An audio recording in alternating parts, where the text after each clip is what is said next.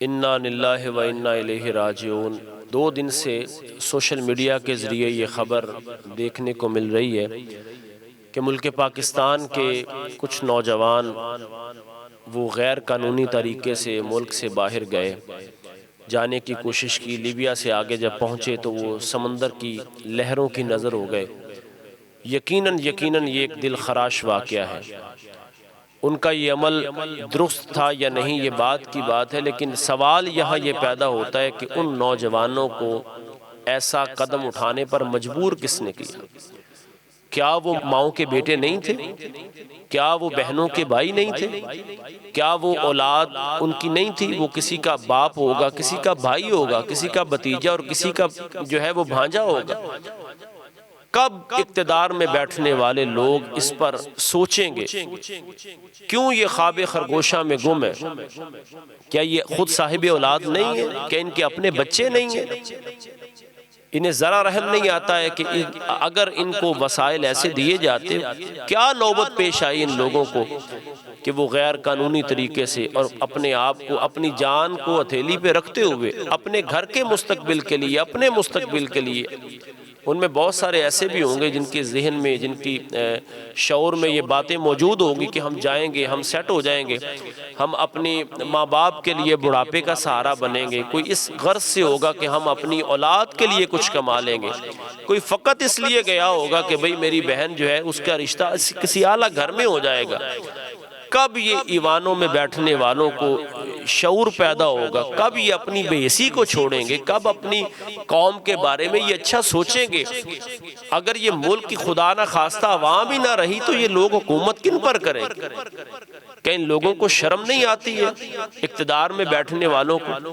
اگر ایسا ہوتا ہے تو کیوں ہوتا ہے؟ بڑی پیاری بات مجھے ایک امام کی لگی، فرماتے جب کوئی بندہ چوری کرتا ہوا، روٹی چوری کرتا ہوا پکڑا جائے تو پھر روٹی چوری کرنے والے کا ہاتھ نہیں کاٹا جائے گا بلکہ وقت کے حکمران کا ہاتھ کاٹا جائے گا۔ اس وقت جو ہوا، ان کی کشتی وہ موجوں کے درمیان پھنس گئی، بھنور میں آ گئی، اور وہ لوگ نوجوان جام شہادت نوش کر گئے۔ یقیناً بر یقین ریاست اس میں برابر کی شریک ہے۔ اور یاد رکھیے آج ان کے ساتھ ہوا ہے، خدا نہ خواستہ کوئی بھی نوجوان، اللہ کرے وہ باہر کے ممالک میں جائیں رزق حلال کمانے کے لیے، لیکن جائز طریقے سے۔ کبھی بھی کسی ماں کے، اور ان دکھیاری ماؤں کے حالات دیکھنے انسان کی آنکھیں وہ ابدیدہ ہو جاتی ہیں۔ بوڑھے باپ رو رہے ہیں، کچھ لوگ تو ایسے ہیں جن کو اپنے بچے ملے بھی نہیں، انہیں وہ دریا یا سمندر کے جانور کھا گئے۔ یہ کیا بنا؟ یہ اللہ کی ذات بہتر جاننے والی ہے۔ کیوں نہ ہم ملک پاکستان کو جو 75 سال گزر گئے، وہ کیا کسی نے خوب کہا تھا کہ 75 سال ہو گئے ہمیں چلتے ہوئے، پتہ نہیں کب پاکستان آئے گا۔ کیا ویسے تو ہر بات پہ اسمبلی میں اٹھا کے دکھایا جاتا ہے یہ آئین میں لکھا ہے، آئین میں لکھا ہے۔ کیا آئین میں یہ بات لکھی ہوئی نہیں ہے کہ پاکستان کے ہر شہری کی جان و مال کا تحفظ یہ وقت کی گورنمنٹ کی ذمہ داری ہے؟ کیا یہ ہمارے آئین میں نہیں لکھا ہوا؟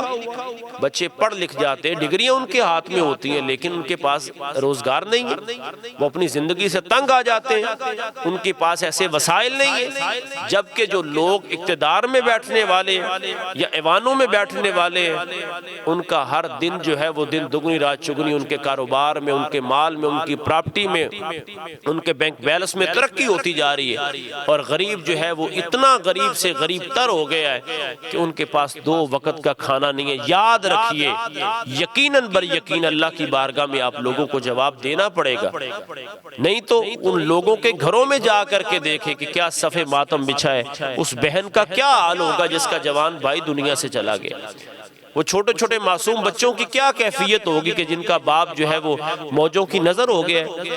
ان بوڑھے ماں باپ کا کیا حال ہوگا کہ جن کے بچے وہ بڑھاپے کا سہارا تھے، جو موجوں کی نظر ہو گئے، جنہوں نے جام شہادت نوش کر لیا۔ خدا را سوچے پاکستان کی عوام کے بارے میں، خدا را سوچیے اس ملک کے بارے میں، خدا را سوچیے اس ملک کے نوجوانوں کے بارے میں۔